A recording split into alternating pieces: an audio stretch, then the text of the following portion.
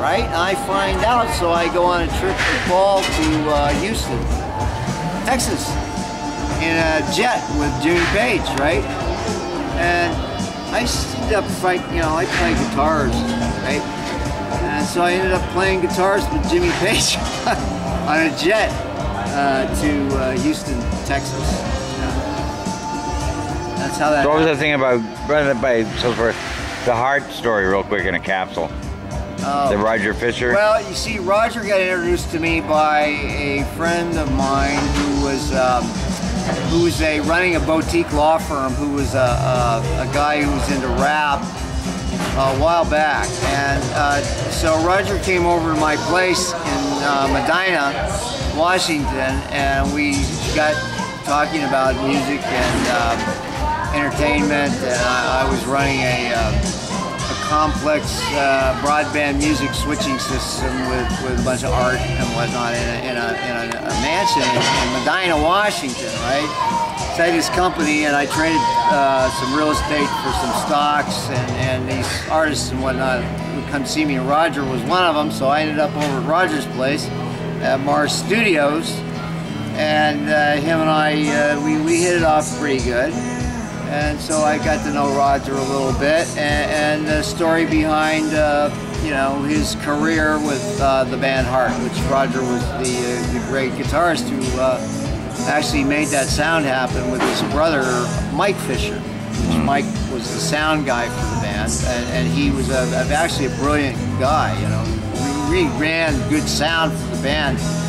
And they toured all over the world. They sold 18 million records, and Roger took pretty good money on that. But he was married to one of the sisters, the Wilson sisters, you see. And of course, as things go with rock and roll, the relationship kind of got cracked, so to speak, without me talking about it so much. And it was the downfall of the band, really, in my opinion. And of course, with Roger, I think that he probably, lost a lot of publishing. And at one point, had to sell his publishing rights to even pay for his mortgage. So that really was the end of the band, really, in my opinion. I mean, the girls went on, but it was never the same without Roger, in my opinion. There was Heart. Well, what happened to Paul Rogers and Jimmy and the girlfriend of the firm? They went on. Unbeknownst to me and Paul, we had the same girlfriend at one point, and she was a looker from L.A. A hooker? No, she was a looker. A looker. She was really good. Looker. Good looking, and she.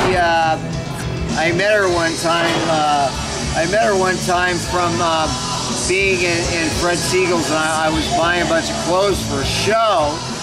And I was living on Sunset and Doheny, and I was working with Billy Squires, designer, on some design and some clothes for me and whatnot. I was going to go out on a show, and they invited Madonna to come see me, to have a drink with me, since they were thinking that we should meet. And that's how I ran into everybody in LA during the rock and roll circus, you see. Yeah. I was producing videos in that time for M Television for rock and roll bands, and my whole skill set was around, well, I had briefcases full of money for one thing, and I knew people, and I would help, execute videos for music television for obscure bands, and some of them became world famous, actually. So I had a Lombard Sky production company with Neil Silver in Los Angeles, and they brought people to see me, you see.